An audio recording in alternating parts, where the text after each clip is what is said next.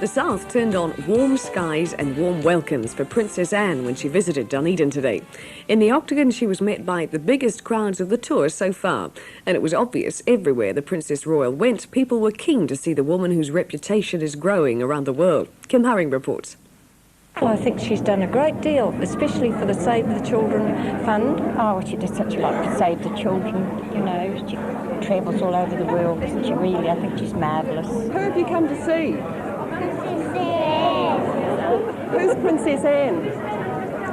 Family. The Princess Royal arrived at Dunedin Airport on a scheduled Air New Zealand flight to a crowd of about 120, many of whom were royalists or admired her work in Save the Children. The new entrant children of Milton Primary School were the first to greet her with flowers and flags they'd coloured themselves. Next stop in the tightly scheduled morning was the Fisher and Paykel factory at Mosgiel, an award-winning plant, but no one, not even the Princess, was totally aware of why she was visiting. I don't know, you tell me. But once inside the design department, Princess Anne's interest was aroused, especially by the computer-aided design section, where today a dishwasher is being finely tuned. On the factory floor, she took every opportunity to talk to employees, taking particular interest in the wide range of skills they command.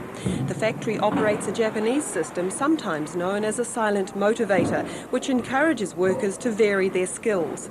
She was shown through the process of making modern electric ovens from start to finish, including the enamelling system, which is one of only a few in the world which uses a dry powder in the baking. Then at the end of the line, the innovative automatic guided vehicles used for shuttling the finished product around the factory. There were more flowers and attention to children as she left the factory. In the Octagon, the Princess was greeted by a large crowd, and at the conclusion of her walkabout, she attended a civic luncheon at the Savoy. The preparation of the guest list, which had to be vetted by Internal Affairs, was probably one of the most difficult things because we just couldn't invite everybody that we wanted to. We tried to stick mostly to groups of organisations related to children's welfare. Riding for the Disabled was another one, as well as most of the knights and dames around the area and things like that. It was an occasion for the Deputy Mayor Jean McLean to officially welcome the Princess and to hand over a $500 cheque for the Save the Children Fund. After the lunch, the Princess visited the Albatross colony and this evening flew inland to start the Central Otago leg of her visit. There are no plans to put new stop signs at a South Otago railway crossing where a motorist died in a collision with a train earlier this week. Stop signs at the crossing at Kakapuaka, just south of Clutha, were removed last year. Here's Mark Price. The dangerous nature of the crossing more than 10 years ago prompted a petition and stop signs. But last year, the Clutha County Council, with the consent of the Ministry of Transport and Railways, had the signs removed. Its decision was due mainly because of major improvements to visibility. There was a lot done as far as clearing willows away. On the south side, there was willows that, well, probably 400 metres of dense willows that so you couldn't see the actual train coming. And then on the other side, there was different worries with a goods shed, and that an old goods shed that was at Kakapuaka. But of course that's all changed. Now the crossing's officially uncontrolled. That means you don't have to stop or even slow down unless you're driving a bus or a vehicle containing hazardous substances. The road code, however, advises motorists to approach such crossings with care and attention. How safe is that crossing in your view? Well, I feel it is exceptionally safe because of the visibility and actually going the way you're up higher, about 100 metres back, you can see both sides of the crossing very, very well, especially, exceptionally so coming from the Clutha end, where I believe the accident did occur from this side. And it's very, very open. I don't think you'd get a better crossing anywhere as far as visibility. He says the ultimate solution for crossings would be bells and flashing lights, but it's an option that's too expensive. Dunedin people are being given the chance to have skin blemishes, moles and slow-healing wounds checked out for possible signs of skin cancer.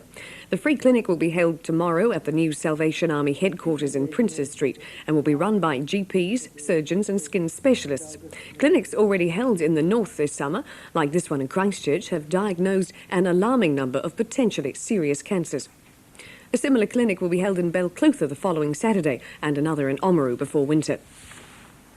Scientists are uncertain exactly how thousands of freshwater jellyfish have come to be in Lake Hayes, but they say in other places the appearance of the tiny animals has been associated with unusually warm weather, and if the New Zealand climate is changing, they could become more common in southern lakes and rivers. Here's Alan Brady.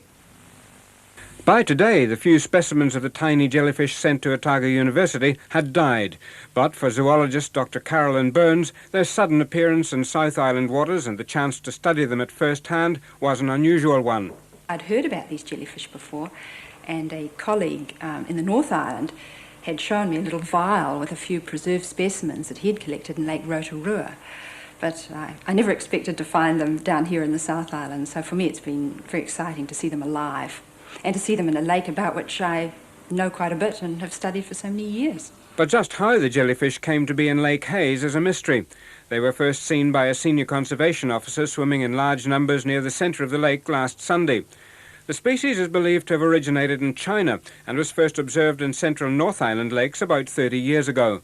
It's possible too that one of the stages in the life history, which is a very resistant stage, could have been carried to this lake, let's say on the feet of ducks or something like that, other waterfowl, or maybe on boats or other equipment that's been brought from the North Island to the South Island. But it's really not possible to give a definite answer. The appearance of the jellyfish in North Island and North American lakes has been associated with unusually warm weather. Dr. Burns believes the microscopic hydroid form of the creature may have been living in streams feeding Lake Hayes for some time before the jellyfish phase of its life cycle was triggered by this year's hot weather.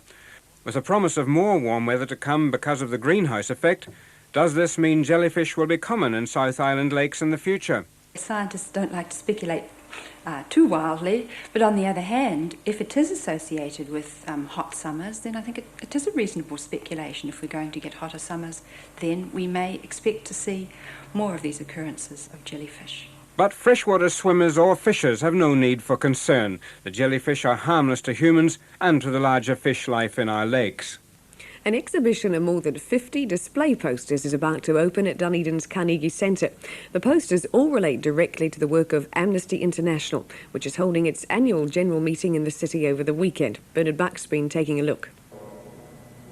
The posters from all over the world focus on the international work of Amnesty and provide a focal point for the weekend annual meeting. The main focus for the AGM is to set priorities for Amnesty in New Zealand for the year. We'll talk about the upcoming death penalty abolition year for Amnesty internationally and in New Zealand and look at where we want to go this year.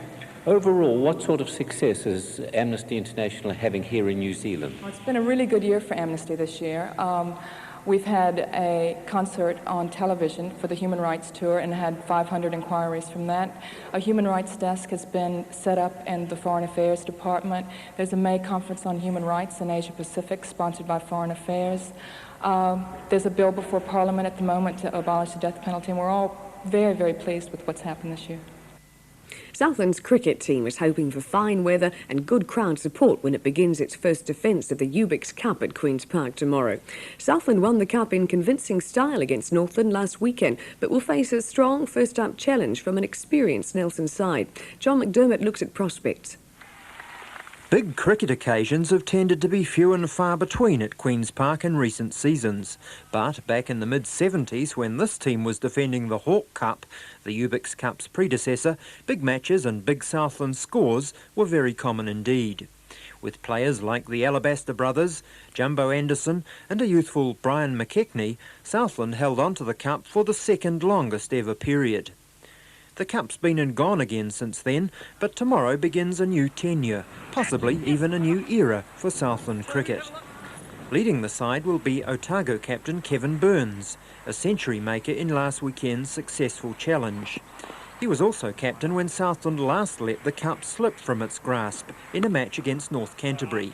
We were outplayed on the 3 days, but I don't think we were actually prepared well enough for that game, because I think it was probably one of the easier challenges that we had that year, and we probably took it a wee bit easier. And hopefully this year we'll treat every challenge as the hardest. Southland has an experienced core of players like batsman Richard Hoskin and bowler Robbie Hill, the last member of the 70s team still playing. But Nelson also has a powerful side. We've got half a dozen either X or CD current reps with a lot of experience, and with the likes of Tony Blaine and John Smith there, well, you know, they've had a lot of experience over the last couple of years, and, you know, this is probably one of the harder challenges. During the past 12 months, no side has managed to hold the cup for more than a game or two. Southland is hoping it can change that pattern. I'm sure they will. Now let's look at the 3 o'clock temperatures. Drizzle in Half Moon Bay and 18 degrees. Invercargill cloudy and 18 tomorrow. Gora southerly 23. Clutha cloudy 23. Dunedin partly cloudy 21 and a high of 18 tomorrow. Palmerston sunny 23. Oamaru fine and 19. Ranfurly 27. Lumsden 20. Queenstown fine and 24. Wanaka sunny and 26. The high of 28 in Alexandra. Te Anau was cloudy